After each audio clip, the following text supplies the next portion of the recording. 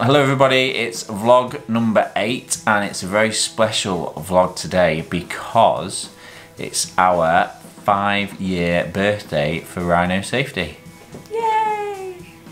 Happy birthday, Rhino Safety. And what we wanted to do in today's vlog was give you 5 tips on how we have managed to stay in business for 5 years.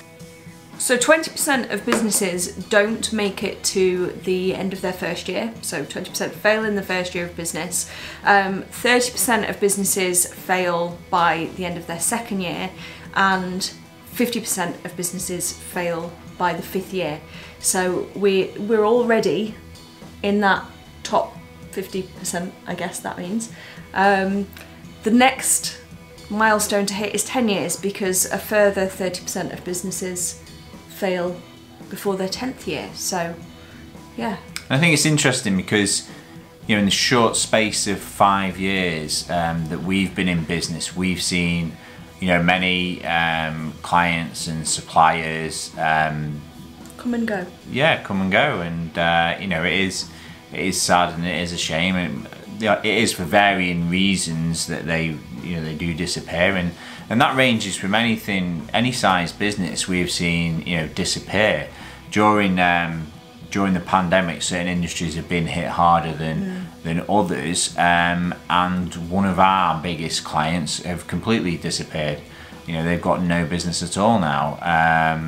So yeah, it's and that's not difficult. Something that anyone can plan for, really. That's not something that you can say, you know, you could have looked ahead and planned for a pandemic of this scale happening. I don't think anyone foresaw that. So apart from The Simpsons, apparently, because they, really? you know, predict everything. Yeah. So, but yeah, I think for us it feels like a massive achievement to have made it to 5 years in business. In some ways, that time I think has flown by, and in other ways we have changed so much as business people in that time that, you know, when I look back to those first few weeks and months when we first started the business, it's kind of unrecognisable to what we have today. Well, it's interesting because when we first set up Rhino, we said we would not take on employees. We literally turned around and we were like, we are just going to be the two of us. We are never going to take on an employee. And now, looking back, you know, very naive. We've now got 8 staff and planning for more. So, you know, it's interesting how you can be dead set on something you think is right, and then, you know, for that to do a complete 180. I'm going to give a shout out at this point to the organisers of the Cheshire growth programme that I was on, facilitated by MMU, and Emma Crow from CE Back Office was one of my peers on that cohort, and she will vouch for the fact that I was insistent every single month that I went on that growth programme for the first year. I was absolutely 100% certain we were never going to take on staff because my background in HR had really put me off employing people at all. But we soon came to realise that if we wanted to get to where we wanted to be, then we would need other people to help us, so yeah. And that kind of takes us naturally onto our 5 tips for business owners to get them through the first 5 years in business. Okay, so number 1 is all about goals. So it doesn't matter what you want to call them, goals, ambitions, targets, it's really, really important to have them. And if you are working with a business partner as well, it's really even more important to make sure that your goals are aligned. We've been very much on the same page since the very first day of the business in terms of knowing what our short, medium and long-term goals are for the business.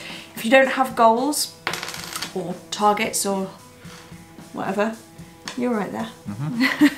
If you don't have goals, then you are just going to be treading water aimlessly.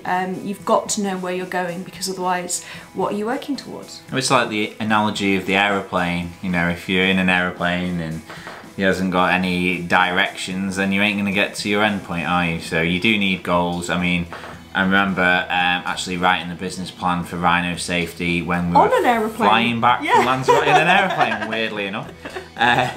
So that's point number one, is setting those goals, whatever those goals may be, and that doesn't necessarily have to be monetary. No. Our goals have always been quite varied in terms of a mixture of financial goals and time management goals and lifestyle goals, various things, haven't they? Yep, so that's point number one. Point number two is... Gotta do fingers. Point number two is a willingness to let go. So when we actually decided to take on an employee, our first employee, who is Julie. Hi, Julie. She's still with us now. Yay. She must have the patience of a saint. Yeah, I don't know how she does Julie. I do think she struggles at times dealing with us, so yeah. Yeah. Taking on that first employee was a massive step, and I think apart from all of the fears around, you know, the financial commitment, the fact that it meant taking on a premises and things like that, the single biggest thing was we now have to give up some of our jobs for this other employee to do. And that, I think, is the biggest thing. As a business owner, it's really easy to get sucked into, oh, well, I'll do it because, you know, I know how to do it properly, or I know how to do it my way, or someone else won't do it as well as I can, or they won't do it the same way, whatever. But you have to make like Elsa and let it go. Point number 3 is to be a business owner. I think you have to be an eternal student, which I know you hate that term. Cringe. I'm a massive advocate of lifelong learning, which is another term that makes you cringe, isn't it? But in terms of being a business owner, I think sometimes people think you have to know everything about business, and I think one of the biggest lessons that we've learned is that you can never know everything, but you have to be committed to learning constantly. So we've always used coaches, haven't we? Yes, we definitely wouldn't be where we are now if we hadn't have used the coaches that we've used. And I also think it's important to move coaches as well. Every so often, and we've used a number of as well, and you know, thankful for everyone that's helped us, because we certainly wouldn't. They've all been part of our journey. We certainly, so give them a shout out. Kevin Cook, Jamie Keeling. I'm currently working with Sarah Aquasombe, which has been a totally new experience for me, working with a female coach. I'm absolutely loving the different perspective that gives. So yeah. We're also in the Nick James Mastermind as well. So yeah, lots of people have contributed to our journey so far, and but we are also both really passionate about general personal development, reading lots of books. We're proper personal development geeks, going on courses, seminars. Like that, yeah. You did Tony Robbins UPW, so yeah, lots of learning, and a general acceptance that you will never know everything. And at the moment you think you know everything about a particular subject in business, it'll change anyway, so yeah. Yeah, so don't bother. Right, number 4, coffee. So when I'm asked what's the biggest thing that's helped us get to where we are now, coffee. My answer is coffee. And obviously from the waking up in the morning and grabbing a quick cup of coffee to get you going. But more importantly, what I did when we first set up is I emailed a lot of successful business people in the local area and just asked if I could buy them a coffee and just have a chat to them. And I think I probably had about half a dozen coffees with people, including competitors, and this surprises a lot of people as well, but I contacted, you know, probably 4 competitors as well, and went to either see them or met, you know, at Costa for a coffee, and just generally had a chat, not necessarily to generate business, but it was just a general chat of what they've found useful, and you'll just pick up little things, little business ideas, and it's just about having that coffee, having that conversation with other like-minded people has helped massively. I mean, I was having a chat to someone the other day, and we've had another service offering pop into our head that was something that we're exploring today, and if I hadn't been having that chat, then that wouldn't be there. And I think it's very important to get out there, meet other people, whether it is networking or whatever it may be, and just have those business conversations. It's definitely turned us into coffee snobs though as well. Yes, damn right. No McDonald's coffee. And Costa over Starbucks. Yes! Always. Always. That's a bit controversial. People might not like that. Okay. Tea works as well. Not as not as cool, cool, is it? Not yeah. as cool. Number 5. Culture. So I am, again, a very passionate advocate for creating and developing your own unique culture and values and ethos, and it's something we've become quite known for. It's become a huge part of our brand. A lot of people are very aware of the fact that our one biggest mantra in business is we don't work with beep. You say I can't swear on this. Yeah, but if you say dick, it's just like someone's name, isn't it? Oh, okay. So we don't work with dicks. We have that emblazoned in big letters on our office wall because it's the thing that we've always come back to since we very first started the business, is that we, ultimately, it sounds very cheesy, but we always come back to what makes us happy. And working with dicks does not make us happy, so we don't.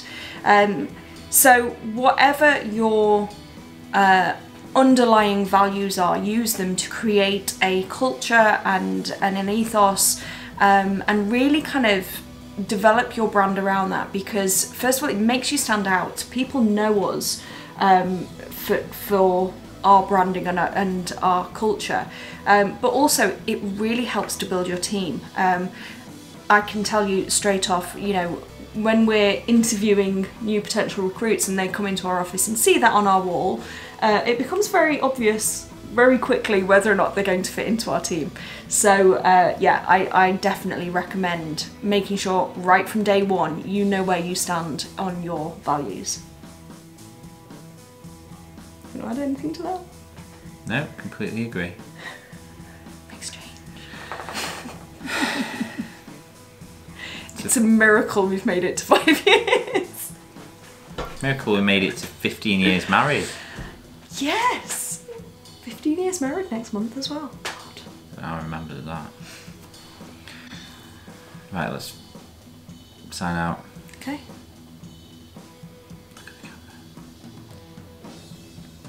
Thanks a lot for watching. If you haven't already subscribed, please hit the subscribe button below and the little bell notification button as well, and you'll be notified when we release our next video. We appreciate we appreciate everyone watching. Let us know in the comments how many years your business has been going. And if you prefer Costa over Starbucks.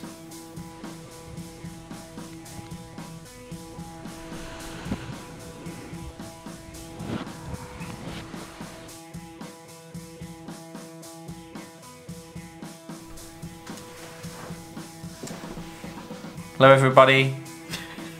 Why are you laughing at me already? It's the way you like straight face and you're like, ding! So apparently... No, not apparently, it's fact. Okay. So what we wanted to do now is just give you some tips. Sad.